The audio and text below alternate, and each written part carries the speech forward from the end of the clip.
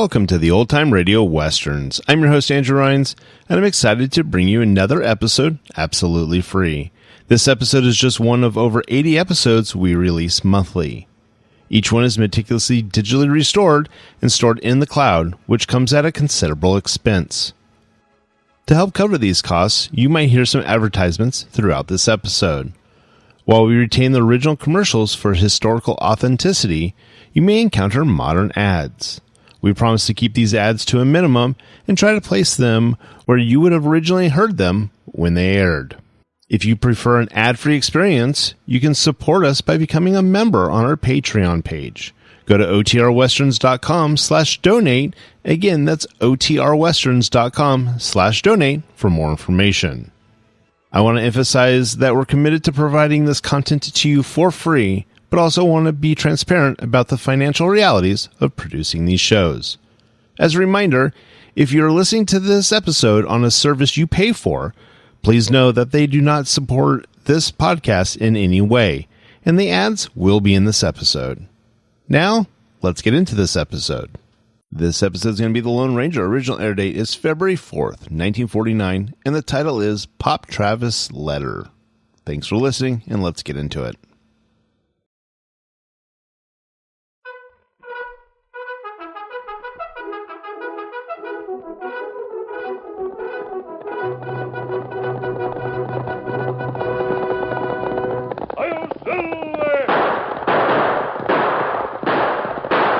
A fiery horse with the speed of light, a cloud of dust, and a hearty Hi-Yo Silver, the Lone Ranger.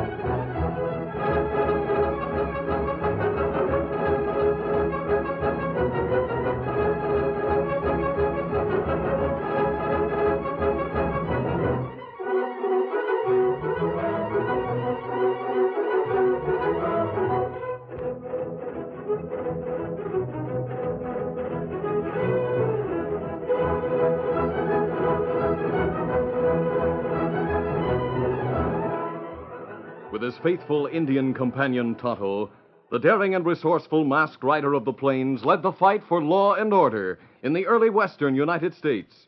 Nowhere in the pages of history can one find a greater champion of justice. Return with us now to those thrilling days of yesteryear. From out of the past come the thundering hoofbeats of the great horse Silver. The Lone Ranger rides again. Come on, Silver. Let's go, big fellow. Hi-yo, Silver. Hi!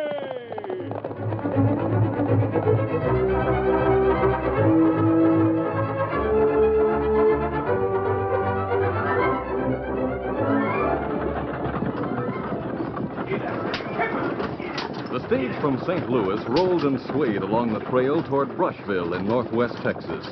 The driver and the guard up on the boot had ridden for some distance in silence. Then the guard spoke. That passenger we have inside sure is a strange hombre. Hadn't spoke 2 words all the way, seems like. Hey, that's right.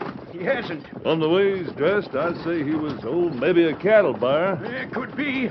Can't tell much about an hombre by his clothes, though. Yeah, I guess that's right. Anyhow, I got to wondering if he... Holy Moses, looks like we're going to be held up. We haven't got much. Guess I better stop. Whoa! Who there? Come on, who there? Who? There seems to be about 6 of them. And they all got handkerchiefs covering part of their faces. We put off the money box at the last stop. Otherwise, I'd take a few shots at him. Hold your fire. They'd pick us off the boot like a couple of flies. Here they are. All right, you two, we got you covered. Sure. But we haven't got much of anything this trip, mister. We got a passenger in there we're after. Get him out, men. I'll get him out. Keep him covered now, boys. All right, mister, come out with your hands up. What's the meaning of this? It's a hold-up, mister. Better give him whatever you got with you. Shut up, driver. I'll do the talking. Your name's Clark, isn't it? Grant Clark? Why, yes, that's right, but how did you Never know? mind how I knew. Put him on your horse, Dave. You can ride double with me. All right, come on, mister. Get on that horse now. Ah, I'll see here. This is outrageous. Get on that horse or I'll make you. Well, all right. You'll be sorry for this. All right, driver. You can get going now. Sure thing. Get up there.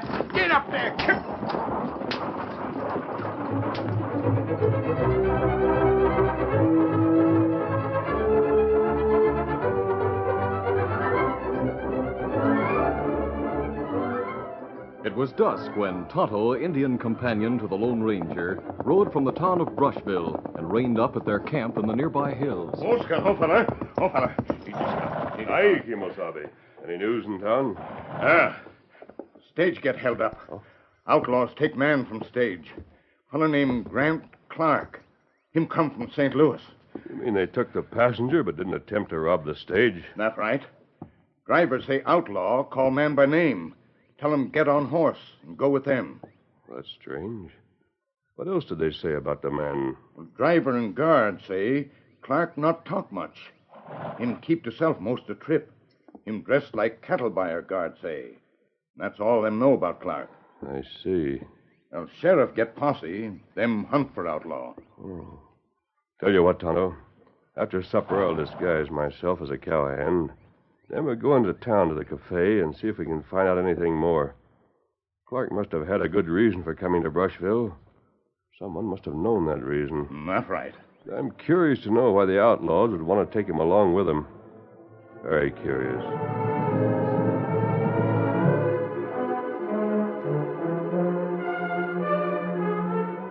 Meantime, in the back room of the cafe in town, the owner, Dirk Caffey, was meeting with two of his men and with his sister, Maisie, who ran the gaming tables. Well, we got Clark, so we have nothing to fear from him. Say, Dirk, maybe now's a good time to tell Dave and Frank why we took Clark from the stage and how we knew he'd be on it. Yeah, Dirk. I didn't want to ask any questions, knowing you'd tell us when you were ready. I'm sure curious. Yeah, so am I. Go ahead and tell him, Dirk. Might as well.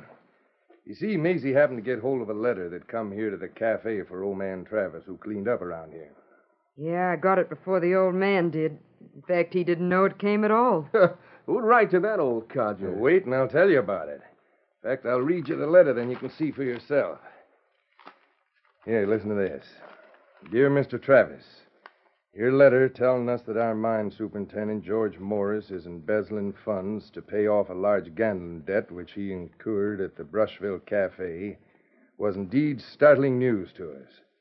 However, we are sending out an investigator, Mr. Grant Clark, who should arrive by stage around the end of this month.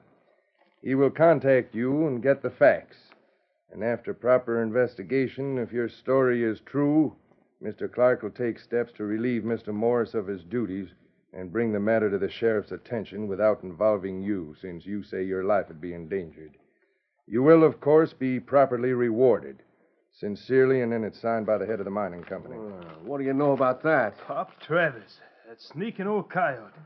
You sure gave him what he deserved. What?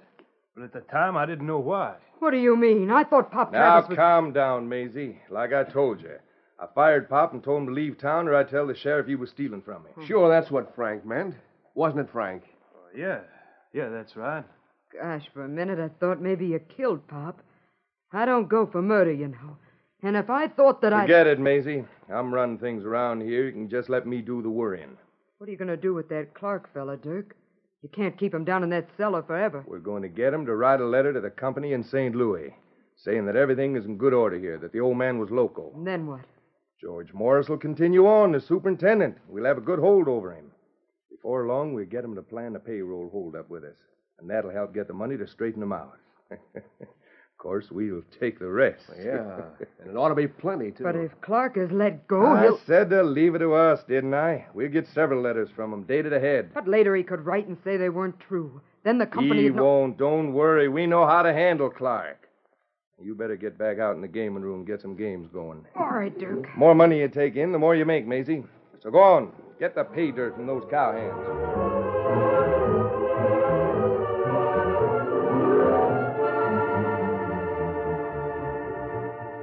Early that night, the Lone Ranger, disguised as a cowhand, went to the cafe with Tonto. The two men stood at the back, observing the crowd. Shortly after they arrived, Maisie walked in and addressed a group standing nearby. Come on, boys. Lots of room at the gaming tables in the other room. Why don't you come in? Try your luck. Oh, I lost enough last night, Maisie. You can count me out. Fine bunch of hombres you are, afraid to chance a few dollars. Well, maybe you'll be lucky tonight. You never can tell. Well, maybe we'll come on in after a while. Say, Maisie, where's Pop Travis? I haven't seen him around here lately. Yeah, I missed him, too. He hasn't been here for several days. Guess Dirk and his men finally wore Pop out. Pop's gone. He left town, gone to work someplace else, I reckon. He sure took a lot of rough treatment here. I'll say that much for him. Yeah, but you better not let Dirk hear you talking like that. He won't like it, mister. Maybe not, but it's still the truth.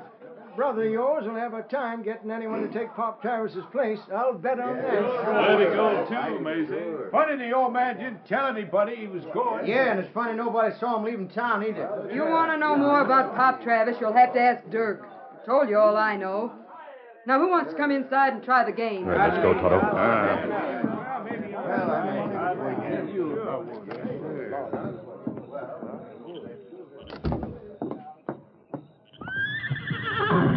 Steady, easy, big fellow. Tonto, that conversation about the old man called Pop Travis interests me. It gave me an idea. Me not savvy. Tell you more about it later. Come on, Silver. Get him up, scout.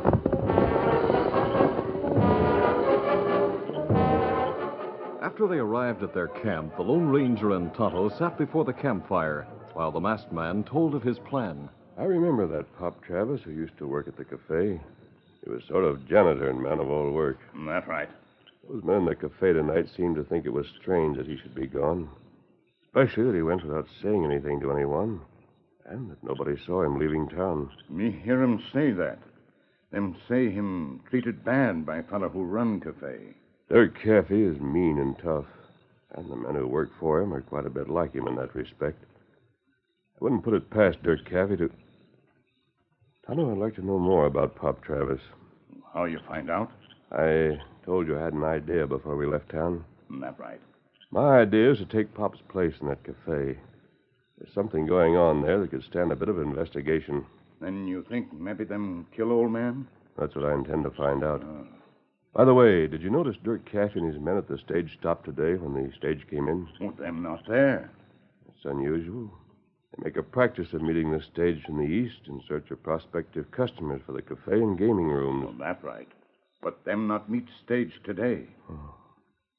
That gives me a thought, too. Tonto, in the morning, we'll take plenty of time to fix a disguise that no one can question. I want to look like an old man. I'll act like one. I'm going to get that job and work for Dirk Caffey. The following morning, the Lone Ranger, with Tonto's help, spent more than an hour fixing a disguise. When they were finished, even Tonto was impressed by the transformation that had taken place. The tall figure had given way to one that was bent and weary-looking. The finely cut features had been changed into those of an old, weather-beaten man with sparse whiskers and wrinkled cheeks. Loose, worn clothing had the steely muscles beneath, and dark-stained disfigured the even white teeth. When the Lone Ranger finally spoke, the illusion was complete. I reckon that'll about do the trick, Injun. Even me not no Lone Ranger now. Good. I could fool you, Tonto. I know this disguise would fool anyone. But it's not good if them find out. Them kill you, maybe. I'm sure I could prevent that, Tonto. You take guns? No, they'd notice that right away. I'll have to take a chance without my guns. I'll count on your help if it's needed. Well, me never be far away. Good enough. Now we'll ride to the edge of town, and I'll go in on foot, and you can take care of Silver for me. All right, let's get going. Here, Silver. I'm Scout. Steady, big fella, easy. Easy. Easy, Scout. Easy, brother. Come on, Silver. Get him up, Scout.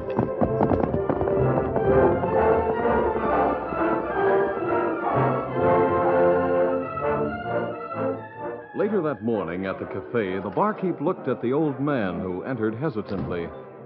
What do you want, old timer? You're looking for a handout. You can just go on out again. Please, mister. I reckon maybe the boss could use someone to sort of clean up or the like. That's why I came in to ask for a job. A job? You don't look like you could last very long at anything. Hey, Maisie, come here a minute. What's the matter, Gus? Look who wants a job. You think Dirk could use a broken-down desert rat like this? There's lots I could do, ma'am. Honest. I can sweep out and clean and do most anything I'm told to do in a place like this. You look like a good push would knock you over, Pop. But I happen to know my brother does need someone to sort of clean up around here.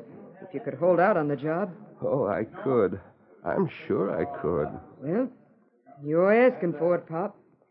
I'll take you in to see Dirk, and I'm sure he'll give you a job. But let me tell you this. You might be sorry you ever came here. Yes, sir, mighty sorry before you're through.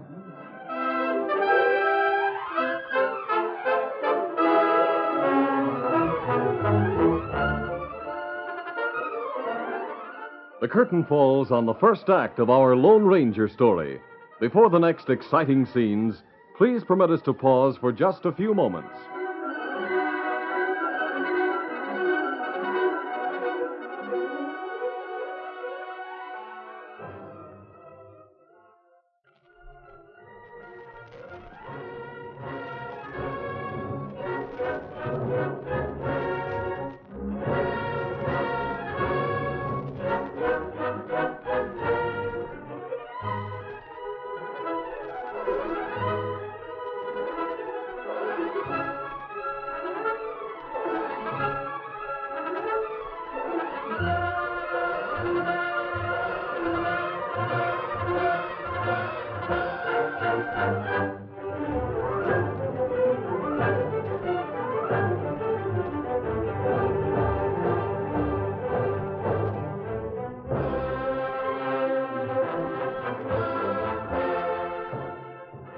Now, to continue our story.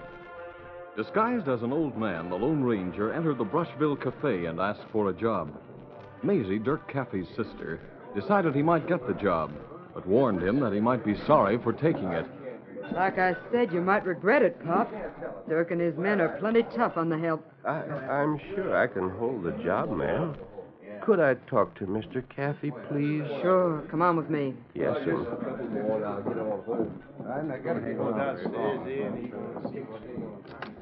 Hey, Dirk, I think I've got somebody to fill Pop Travis's place. Come on in, Pop. Yes, sir. Where in thunder did you pick that old codger up, Maisie? He just came in asking for a job. All right, Pop. Tell me, what made you come here? I heard some men say the janitor you had quit and left town, sir. That's why I came right over to ask for the job. What's your name? You can call me Ned if you like, sir. Ned Smith. Huh. I'll call you what I want to call you. What Pop will do for the time being. Where'd you come from? Well, now I've been out in the hills, sort of.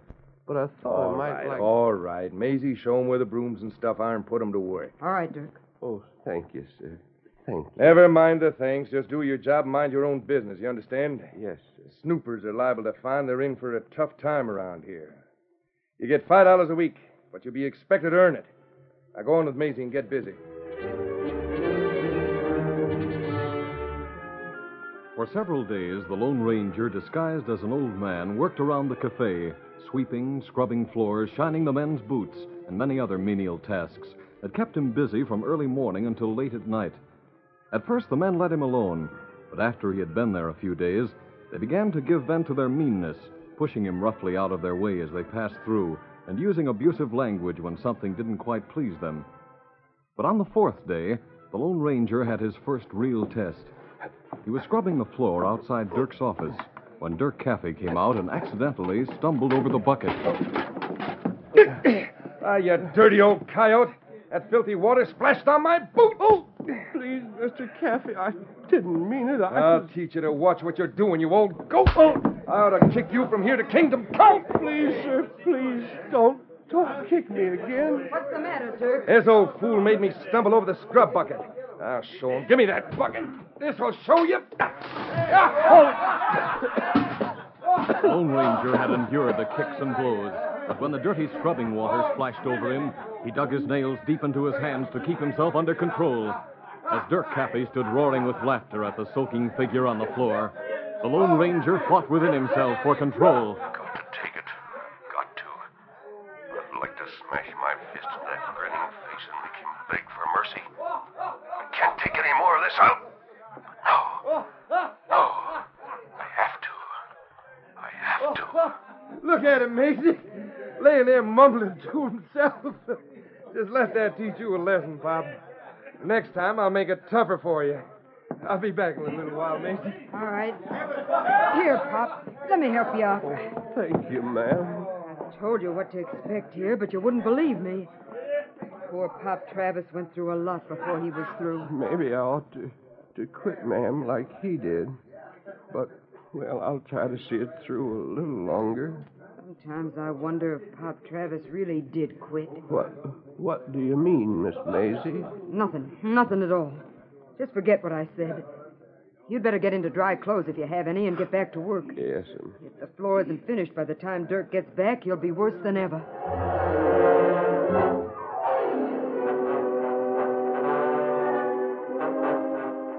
The hint that Maisie had given that something might have happened to Pop Travis strengthened the Lone Ranger's determination to see things through at the cafe. The indignities he had to suffer not only from Dirk, but from his henchmen as well, caused the steel muscles to tense under the ragged clothes on more than one occasion. But with strong power of will, the Lone Ranger continued to take their abuses for the purpose of finding out what he had come there to discover. Late that night, he found the opportunity to sneak out back. He signaled for Tonto.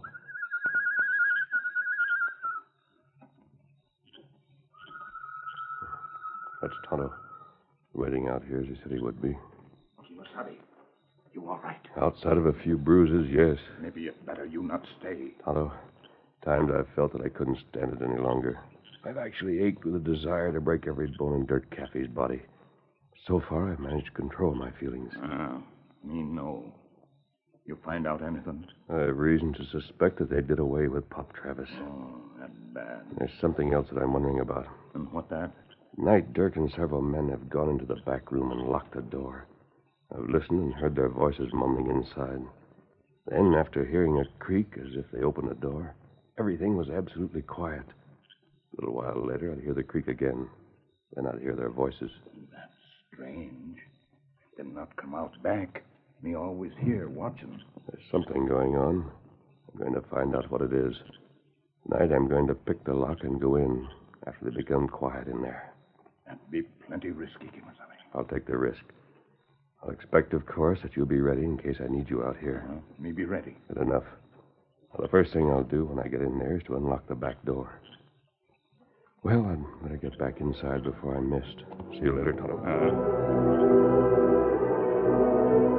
Later that night, the Lone Ranger swept the floor near the door to Dirk Caffey's office. Soon he noticed Dirk come from the gaming rooms with his man Dave and another whom the Lone Ranger recognized as the superintendent of the mining company, George Morris. Hey, Dirk, that old man. I thought he was... Shut up, you fool. That isn't the same one. Get out of my way, Pop. I'm sorry, Mr. Caffey, sir. We sure got that old geezer scared, Morris. Let's go in.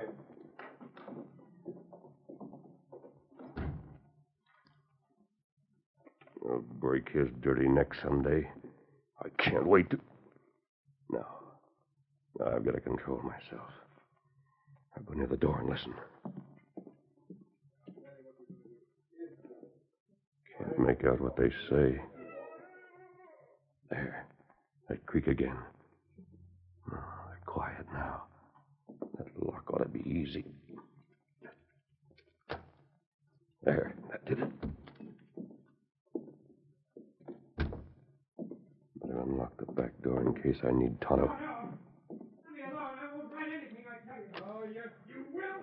That's coming from below, I'm sure of it. Must be a trap door. That's it. The creaking sound. I'll look for it. Yeah, here behind Dirk's desk, a trap door, all right. As the Lone Ranger bent down to examine the cracks in the floor behind the desk that proved he had discovered a trap door leading below, he failed to hear a key in the lock, and then the opening of the door behind him. His first inkling was the sound of Maisie's voice. They always lock it, Frank. Holy smoke, look at Pop. Snooping at the trap door. I got a gun on you, old man. Now move aside while I call Dirk. Please, Mr. Frank, I didn't mean any harm. I was only... You're in for it now, Pop. Raise the trap door, Maisie. All right. Dirk, come up here a minute, quick. Be right up. I'll be down again, Clark. What's the matter, Frank? Don't you know any better than... Hey, what's Pop doing here? Yeah, that's what we want to know. Maisie and I found the door unlocked. He must have picked the lock. When we come in, he was bending over the trap door. Close that trap door, Maisie. Sure, Dirk. So, Pop, you were snooping, huh? I'll say he was. We ought to fill him with lead like we did Pop Travis. Shut up, you fool. Dirk, then you did kill Pop Travis. Sure, and what of it? This snooping old coyote will get his, too, after I mop up the floor with him. Now, Pop, this time you'll get something you'll really yell about. Dirk, don't let him alone. The Lone Ranger took the first blow from Dirk. As he lay on the floor looking up at the man whose cruel mouth was already twisting into a grin, everything he had suffered came back to him. Give it to him, Dirk, the old fool. No, I say let him alone. He's old and feeble. I won't let you... Get out of my way. With raging fury, the Lone Ranger, tossing aside all pretense, leaped to his feet and with one swift motion grabbed Dirk Caffey by the shirt front with one hand, while the other swung back, then forward in a furious smashing blow. You yellow-bellied rat, take this! And this! No! I'll get you. Watch out, the gun! Oh! You're next, you filthy killer! Wait a minute I've now. waited long enough, and this is for the girl. And this! Stop, please, don't. Not till you're out cold like Caffey there. And this ought to do it! No! I don't understand. You're not old. Get away before the others... This desk will keep them down there until I want them. Dirk, what's happened? Open up, Dirk! Let us out! You all right, Kimasabi? Yes, Tonto. I never felt better in my life. Hey, what's going on in here? Hey, look on the floor there. Hey, Pop looks different. Holy smoke, he ain't old at all. Yeah, get the girl to a doctor. That man there shot her. She tried to protect me. I'm not bad off, just in the shoulder. I thought he was old, but now the way he talks and the way he fought Dirk and Frankie... Who are you anyway, mister? And what's this all about? Under the desk, there's a trap door, Sheriff. Down the cellar, you'll find the man who was taken from the stage. I think he can tell you what it's all about. And incidentally, you can hold all of them except the girl for the murder of Pop Travis. Great day. He's right, Sheriff. It was Pop Travis's letter that started it. I didn't know what it would lead to when I gave it to Dirk. I'm in on the dirty deal with them, but I didn't know about the killing. You won't need us, Sheriff. The girl can testify against them all, along with Grant Clark. Move the desk, men, and let the others come up. Come on, boys. All right, come on up and bring Clark with you. He's all right, Sheriff. Stable on time. You're all under arrest. Maisie will testify against you, and so will that hombre in the old clothes and the Indian. They both... Hey, where did they go? They went out the back door, Sheriff. That hombre we thought was old put this in my hand. I don't savvy. Do you? Bullet. Silver bullet. Well, what do you know? I sure savvy now. That old man sure took everybody in around here, including me. Yes, sir. There was dynamite under them clothes, Maisie. You see, that was really the Lone Ranger.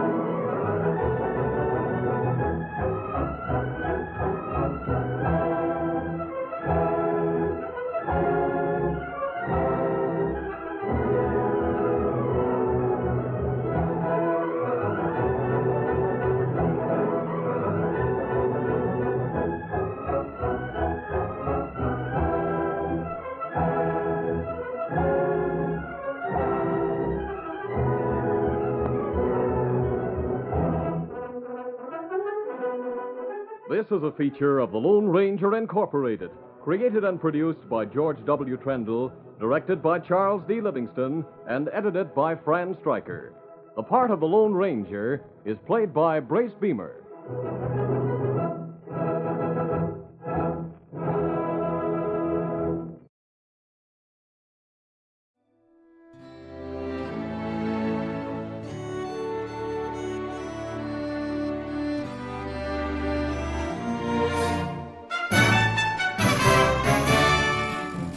This has been a presentation of OTRWesterns.com, and we hope you enjoyed. Please take some time to like and rate our shows in your favorite podcast application. Follow us on Facebook by going to OTRWesterns.com/Facebook. Subscribe to our YouTube channel by going to OTRWesterns.com/YouTube. And send us an email, podcast@OTRWesterns.com. You can call and leave us a voicemail, 707-986-8739. This episode is copyright under the Attribution Non-Commercial Share Alike copyright. For more information, go to OTRWesterns.com/copyright. Have a great day, and thanks for listening.